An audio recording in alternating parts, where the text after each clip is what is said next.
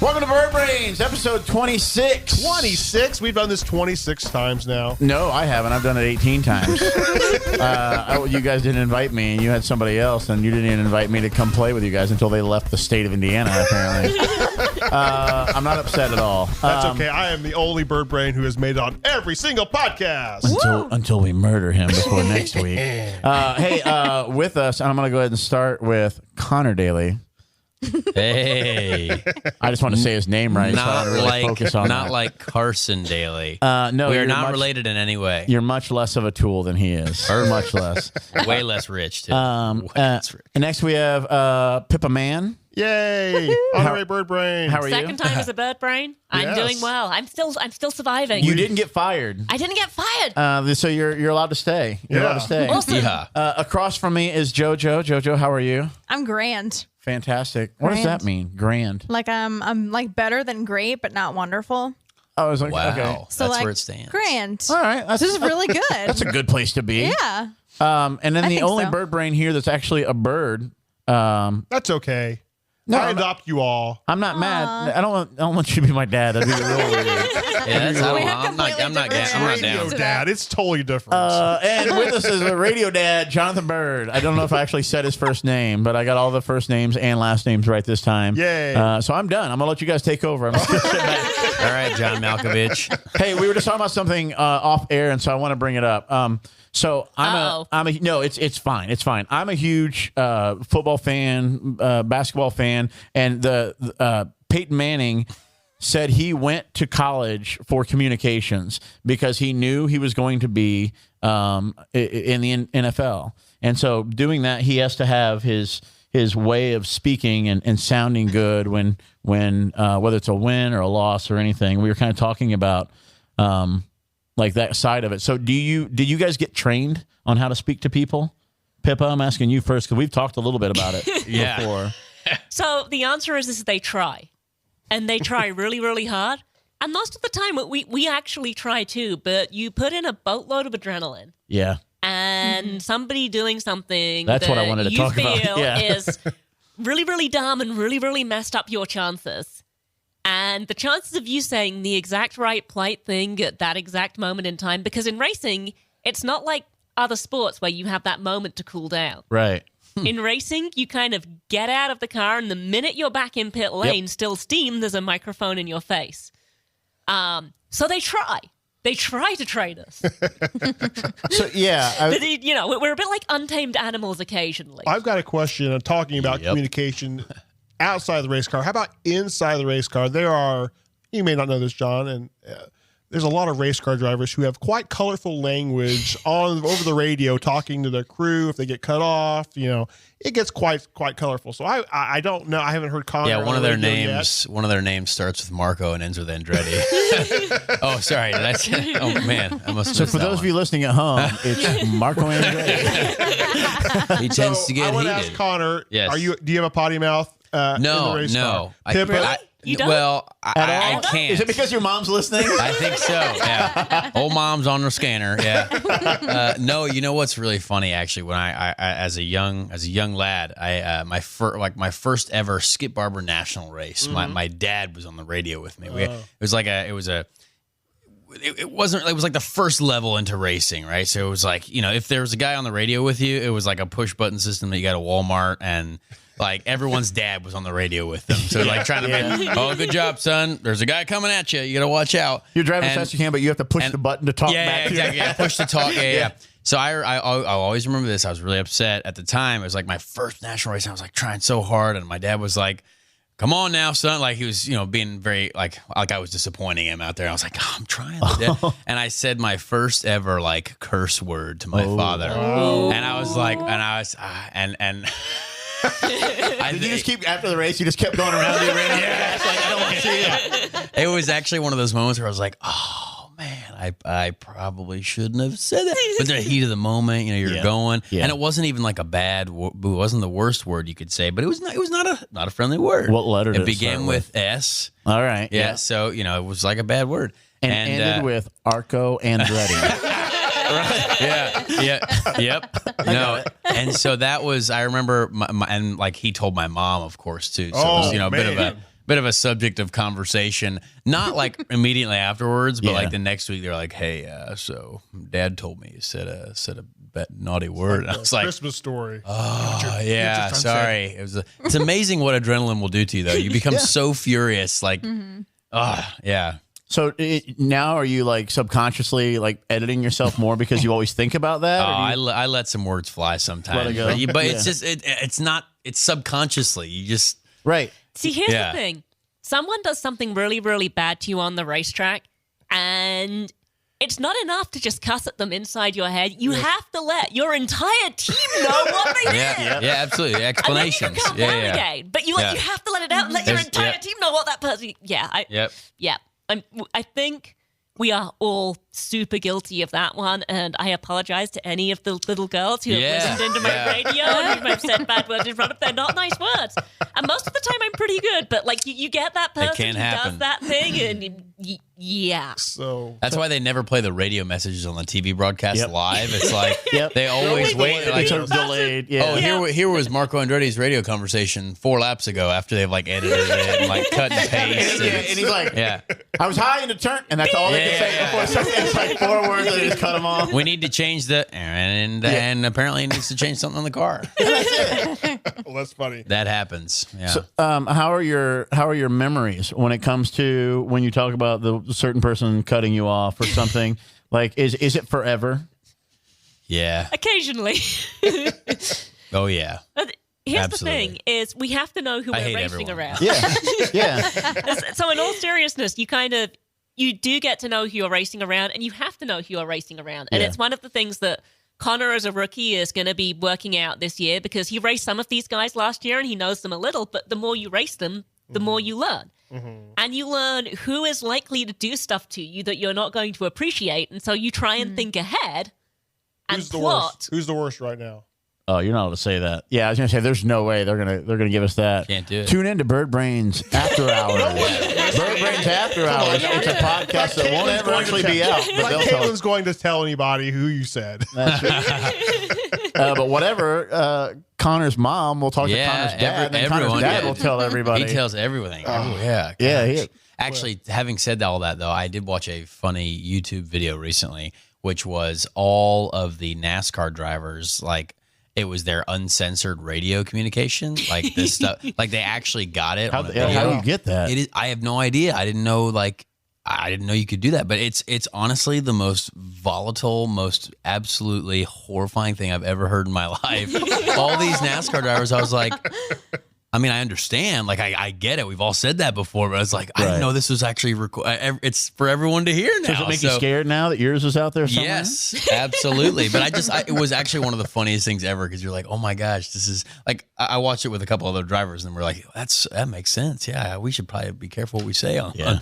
Yeah. But You it's try like, that with a shot full of adrenaline. well, next time. exactly. Yeah. I mean, we never Yeah. will be able to, but that's what makes it funny. Some of the NASCAR guys, they're like clean and cut and hey, Right. I'd I like to guess during thank. the Fontana race last year, there was a lot of colorful language going on. Yes, I can only imagine. Yeah, but that's the thing. Like we never heard it. No. It's stored away somewhere in a deep file. We'll have to But go I would to like to NBC hear it. Sports Studios. Yeah, and we find need to it. break. Actually, in. there's some of it though on the onboard theater of the race last year.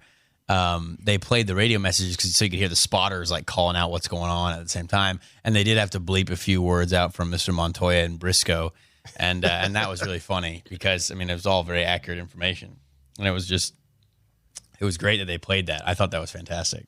So when you see racers, like, you see the highlights and stuff, and they show the racers afterwards letting people have it or stopping them in like after the race or getting out and, in like in NASCAR, the one that I've seen them all throw their helmets at other, Yep. Because that made ESPN and you saw it. That's what we need to do. Right. I think it's fantastic. Yeah. I told Oh, hold on. I told You Joseph just- Newgarden. If you don't jump out another car this year, No, I told Joseph Newgarden. Does Darren know this? Yeah, absolutely. I told boy. Joseph Newgarden that at some point during this season, I don't know what if we have an altercation or only because I know him really well, and it just would be funny because he's a PR machine. And I want to get out of the race car, whether it's after race, most likely after race. And I was like, Joseph, I'm going to get a lawn chair and I'm going to beat the crap out of you with it. Like just all of a sudden, WWE. Like, yeah, it's just like, I'm going to get this lawn chair that's somehow in the pit lane and I'm just going to go up and just start beating you in the legs with it. and like rolling around in the grass. Whoa, Conor Daly is wow, something's going on here. I don't know what the heck they weren't near each other all race, but he's really upset. He's really upset. Something. Yeah, You should just he's start really going to pulling, town. like random things like pool noodles and, stuff And that we'd would end up never in the be top found 10 on a ESPN racetrack. and be That's like, right. sweet. I'd There get it is. yeah. I think So that's the a great reason idea. I keep asking him if Darren knows this is Darren is our team manager. He's Darren's down. a little more conservative. I don't know. He's conservative. At the same time, he's going, he's down. Yeah. It's cool. I just assume it's okay with you were going everyone. in anger, he would kind of have you by the back of the suit. And then I would just give him a wink, like it's for PR. Yeah, It'll be all right. Don't worry it's about it. it's orchestrated. I think, man, if you're gonna do it, I think you should use your helmet. So then at the end, imagine your helmet rolls and it stops right on the back, and you see the Lucky Charms With the fried chicken. Yep. with the fried chicken leg. Yep. and stuff like Hey, yeah. Speaking of Lucky Charms, that. Yeah. Oh, hey. this is we're gonna have St. Patrick's Day. It's like your national holiday, right? Absolutely. On a daily Very day. pumped Well, for yeah. St. Hold on. Patrick's Day. Is St. yeah. Patrick's Day a big deal in Ireland? No. Yeah. I don't really think anybody Well, cares like about it. as everyone much as- uses that day here in the United American States to like just get That's what they're calling it now. absolutely Yeah. destroyed, wasted. And I was Right. like, they do that every day in Ireland, so I don't get Every it. day is called St. Patrick's Tuesday. Day. Yeah, it's like that's called like tomorrow. So it's really weird. So yeah, apparently that's you're welcome, America. One day a year. Yeah. You can make. Well, he hold also- on. And then New Year's Eve, you can do it. Hold on. What other days Well, of the I mean, year? Cinco de Mayo. Cinco We're de talking Mayo. one day. We- We're talking an Irish day We right take, now. but we take every other country's holiday where they get drunk. Absolutely. It's just like, come on, Italy's got to get drunk. This Can't we is have some type America. of We got Italy freedom. Day? Yeah. Well, I've got a good beer story here. They've got grappa in Italy. That's terrible. What? Grappa? Have you ever had grappa? Isn't that what It bats doesn't poop sound out? appetizing. Guano. Oh, my bad. That's guano. No. Don't they make guano like it's a coffee? form of alcohol that I was given in Italy by my team owner when I drove over there. Did you explain that you don't drink? I believe it's Hungarian actually, but it's like I don't drink, so I said no. But but if you had, what did it taste like? if I had, it would be like burning engine oil, like Ugh. just the most vile thing. They're like, oh, it's very Italian though. It's great. Like, we should have Hey, it. you're a driver. we have You this all probably the like time. something that tastes like fuel. I was like, well, guys, I don't drink, so why are you trying to? I'm lost. I don't want to do this. Well, fizzy drinks, cold water, and a perpetually stocked beer fridge. These are just a few trade secrets from a Darwin man who has unofficially broken a world record for the loudest burp. Humpty Doo man, Neville Sharp. Humpty Doo, is that a town in England? Have you heard of it before? I hope not. Okay. Humpty Doo man, he named Neville Sharp, decided to challenge a Guinness World Record for the loudest burp after being egged on by his mates at a local pub. The record had been held by UK man Paul Dunn for a burp of 109.9 decibels. And so he did a burp and it was 110.6 decibels. So Yikes. that's quite a loud, a race car. What do you like? Race car, we have to like cap it at like 120 decibels. So it's almost. I honestly think I can burp that loud. I don't know. I really do. I'm not going to do it right now. No, I'm honestly thinking the same thing. Yeah. Actually, my friend Dave Shepard. Every man, I think, thinks that they can. Oh, no way. No, I can you burp need to hear loud. my friend Dave Shepard. I literally wish I want to call him during the break and be like, "Hey, man, burp really loud." And, Let's get a measuring tool out. yeah, do me a favor. Go get a Guinness World Record like officiant, and then burp real loud, and then you can beat this guy from Humpty Doo. Humpty Doo. It's really called Humpty Doo. That's what it says in the story. I feel like this whole story is made up, and they're like, "Let's see if people can figure it out." What do we call the town? Was Think it of this. published on April the 1st? It's abc.net.au. I guess it's an Australian story. That sounds legit. Oh, okay. If it's Australian, then I maybe I, found it on the believe it. internet, Yeah. so it must be true, right? Yeah, I would too. I would too. Speaking of April 1st is my rehearsal dinner. I'm getting married the next day. And so all of my Sorry. friends go, "Oh, so she's going to pull a big I'm like, man, if so, that's the best slow con of all time. It's like a Dumb and Dumber con. Game Like on you that have one. everything all set Yeah. up. And then she's like, "Ha ha." She pulls off her mask. Yeah. It's a dude. Wow. What? Yeah, diversity. So, yeah. and we're going to lose half of our audience. Oh, Like, we're just going to be yeah, down. that is true. What? Oh. Huge down in numbers. Oh, man. Yeah. Well, we have another sponsor for the Byrd Brains Podcast. Tilson HR, as a business owner, you should know that the top job candidates will be comparing your benefits package against your competition. you want to have a benefits package created, crafted, administered by Tilson. It's the first step to taking your business to the next level. To learn more, visit talktotilson.com. That's talktotilson.com today. Talk to Tilson. I love it. That's my jam. I love it. I'm sorry Strong. David Byrd isn't here because I know he loves it. I know he loves the slow jam. It's awesome. That's awesome. So something else that's happening this weekend, if you're listening, the first USAC race of the year is Saturday night, March 19th, USAC Midget Race in DuQuoin, Illinois. The Shamrock Classic.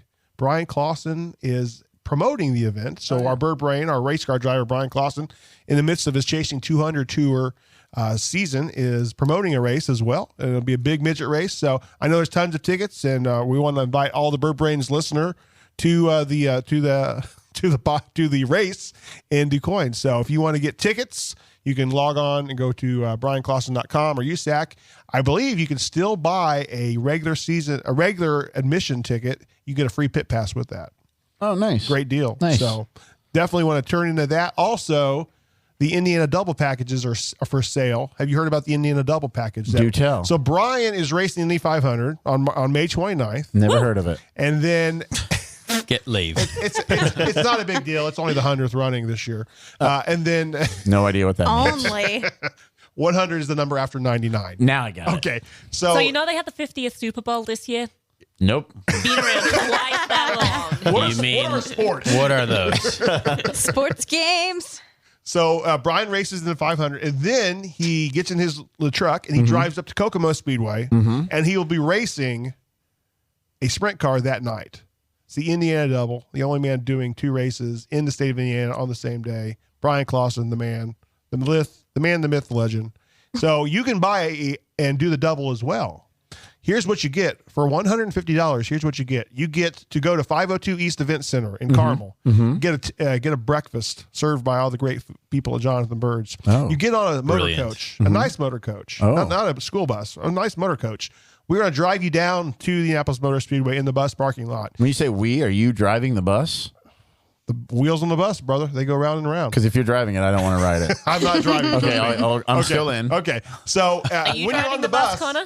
No, I'm going to the snake pit.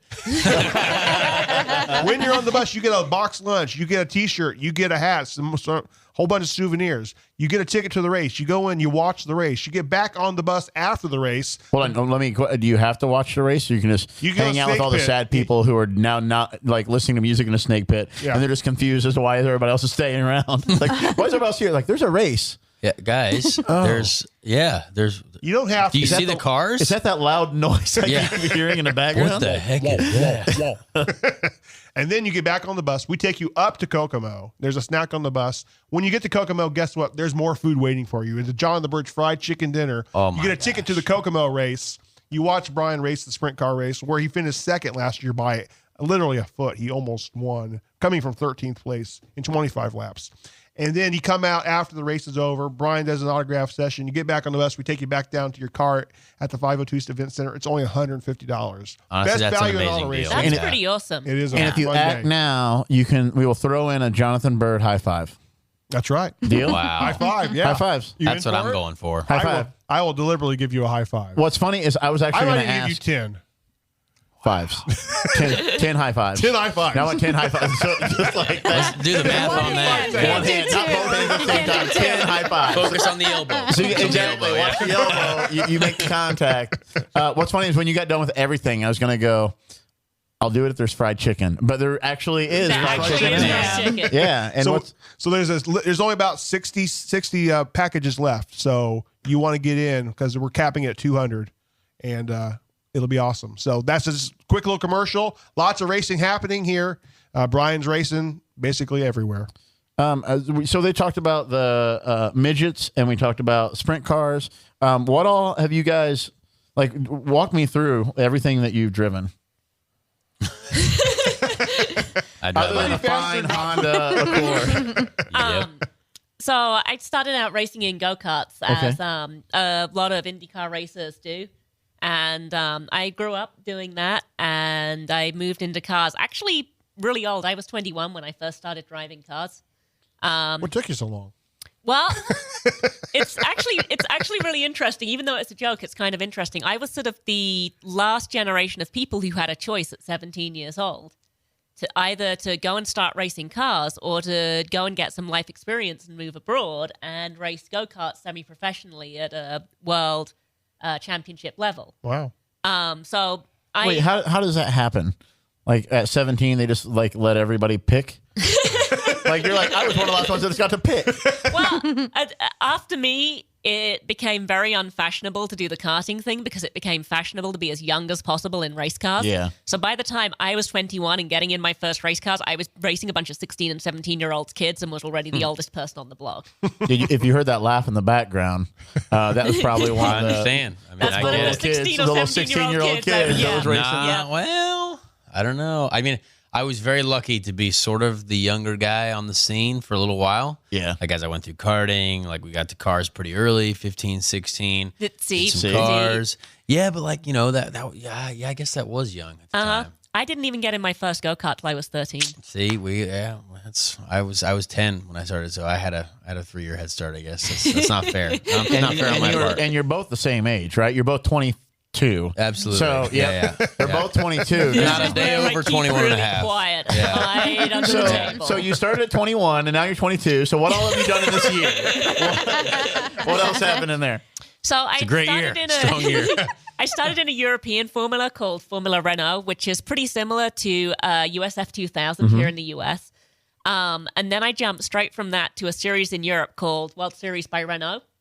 And those are pretty big, powerful, fast cars. And they're actually a little bit slower, but similar-ish to what Conor drove, I would say, as the GP2 car. Kind of a little slower. They're not on Formula One race weekends. And the big appeal to do World Series was the fact, and this is a common theme in racing, it didn't cost us much money. Right. Because it wasn't on Formula One weekends. And I did pretty well at that. And, I was kind of sort of trying to work out what was going to happen next for me. And I got a phone call saying, hey, we're looking for a female driver to come over and race a car here in the US. And so I got on a plane, came out, did my first year of Indy Lights in 2009, did pretty well again in 2010. And 2010 is the year that kind of catapulted me to have my first shot at qualifying for the 500 in 11. So that's kind of how I got here.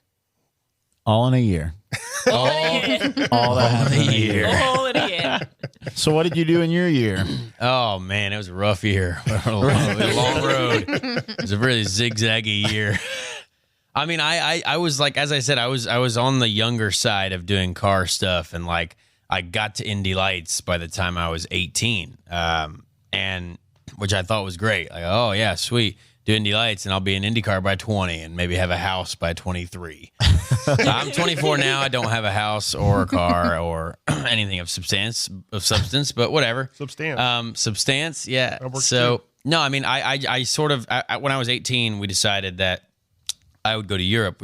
Me and Pippa and I did the opposite, and I had a chance to go over there because I'd won the Pro Mazda Championship. And we had a lot of scholarship money to fund our next year, and so went to Europe for 2011, which was sort of like, hey, let's test this out. And I ended up over there for 4 years. So my pal Joseph ended up in IndyCar the next year, and then it took me another 4 years to get there. So it was a bit of a zigzaggy road because I tried to go for the whole Formula One scene over in Europe, which was great experience, a lot of fun. We won some races, competed with a lot of good guys, and I learned a lot. But yeah, so and then ended up kind of after a very strange path. We're back in IndyCar, which is cool. I mean, it's it's a goal to be a competitor in a top level racing series, which is what IndyCar is. So. When you guys crossed each other going across the Atlantic Ocean, did you wave at each other? I was on a boat. Oh, yes. Yeah, cool. We waved. I was on a boat.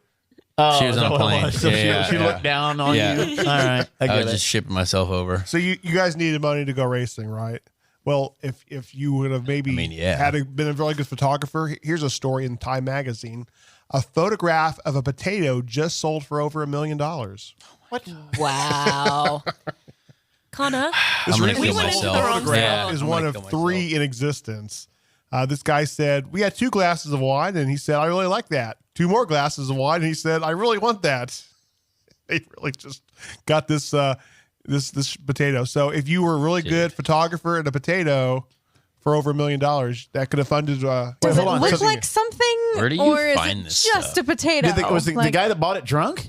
Is that what you're It's saying? sold for over No, he doesn't $1 million euros.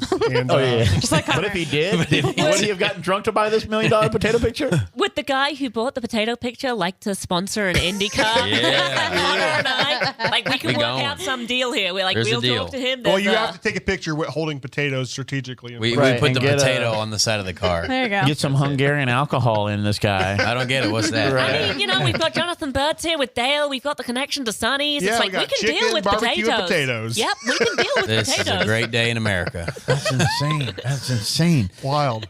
Okay, so you guys talked about starting racing when you were, the first time you were in a car at 10 and 13 and stuff like that. So at that point, is it like, how do you start? Like literally start, like just you saw and you wanted to do it? Is like, how do you go from Thrown square into one? the deep end, you get thrown right in.